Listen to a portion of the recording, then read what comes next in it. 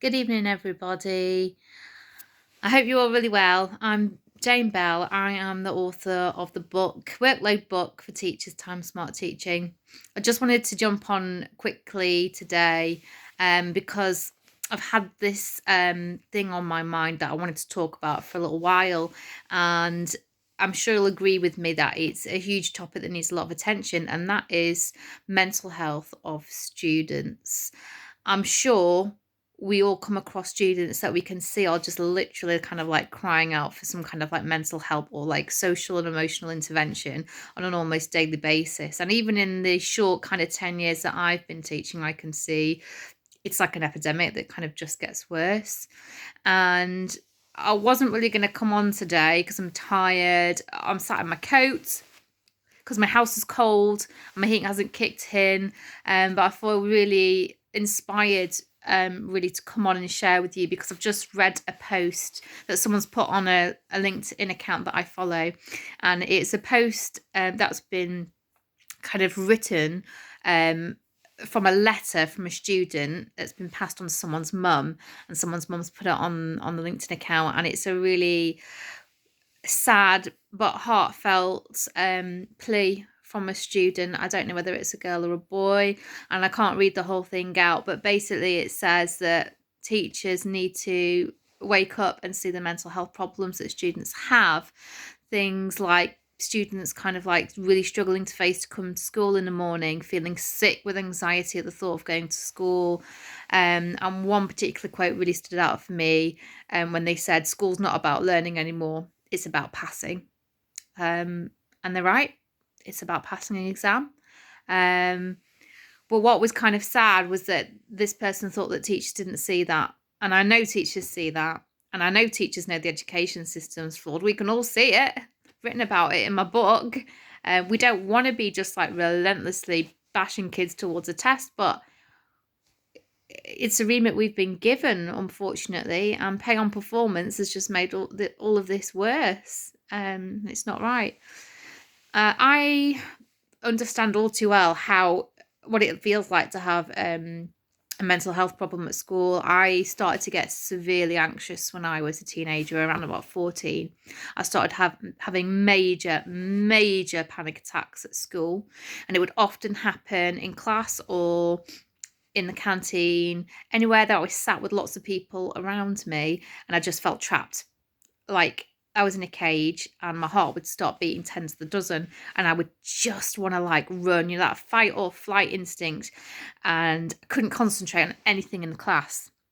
Even though I was a really bright student and I liked school, I liked learning, it was draining for me constantly to be at school wondering, am I going to have an anxiety attack? Or when am I going to have my next panic attack? Am I going to actually be able to remain in my seat and not run out of the door before the end of the class? Because I felt so overwhelmed. If you've never had a panic attack before, it's really hard to describe the absolute terror and like agitation and built up of adrenaline at that point. And I really have so much sympathy for students who go through that, and school refusers as well. Actually, I think a lot of our school refusers could be hopefully coaxed to come in if we just made a bit more flexible our approach to learning. I've spoken or heard about kids this week in a school I'm in where they've been forced to come back into school too quick, too soon, ratcheted up from a part-time table back to full-time in the name of attendance. And yes, that's important, but all it's done is just push these kids back home, feeling too scared, too anxious to come back to school. And that's a really horrible thought. Just this week there was a lovely young girl in one of the classes that I taught, and I could see she was visibly really upset, and I knew exactly she was really anxious. I could see it in her eyes. I could see myself many years ago, and I looked at her and I took her outside and I said, are you okay? And she was like, oh, I don't know what's wrong with me, I don't know what's come over me. And she was just having a major anxiety attack. And so I said, don't worry. I said, I know exactly how to help you. I said, I'm not going to make you come back into class until you're ready. And I said, and if you're not ready to come back into class, that's okay. Give me the nod. I'll give you your work. You can go and finish it off, in a quiet classroom, out in the corridor, wherever. I said, please don't feel bad for the fact that you're having an anxious episode. I said it's super common. I said I see it all the time in kids. I said it doesn't make it right, but please don't think that you're a freak or there's something, you know, majorly wrong with you. And so I sat with her. I stood with her and said, look, I'm going to teach you a technique, okay, that my therapist taught me quite a number of years ago when I had CBT, which is cognitive behavioural therapy. And it's something that maybe some of you recognise. It's called square breathing. And so this is something you can do with any student or even yourself if you find you're getting anxious as a classroom teacher. It's something I do quite a lot. And basically, square breathing is super easy. It's forcing you to focus on your breathing. So it's kind of like a mindfulness element. And basically, you need to make sure that when you're breathing your out breath, your exhale, that breath out is longer than your intake, your breathe in. So the idea is that you want to breathe out for, say, 5 or 6 seconds, a nice long exhale, and then you want to be breathing in again for only maybe 3 or 4 seconds. So we're going to just do it together. And I know I'm going to come across really stupid doing this, but I'm going to show you how to do it. You repeat it in a cycle. So in with breath for 4 seconds. Out with breath for 6 seconds, really slow.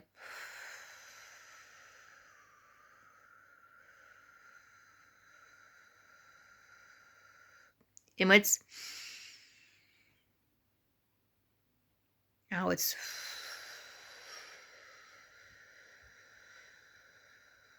And you repeat that process and you ask the student to repeat that process. You're going round, in, out long, in short, out breath long. And so square breathing, you're just repeating that until you feel calmer.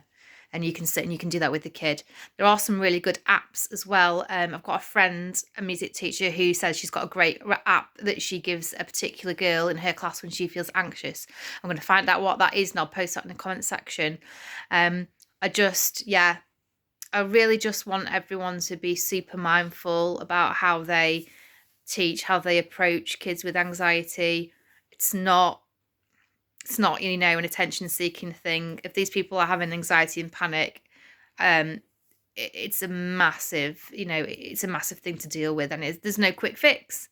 So just be, you know, just really take care of them and take care of yourself if you're feeling that way, as a teacher. So mental health, it's important for everyone. What can we do to help our kids through it? What can we do to help keep other teachers through it? Any ideas? Love to hear them. And yeah, sorry about this non-glamorous video, but there it is. It's done right. And know my motto, done is better than perfect.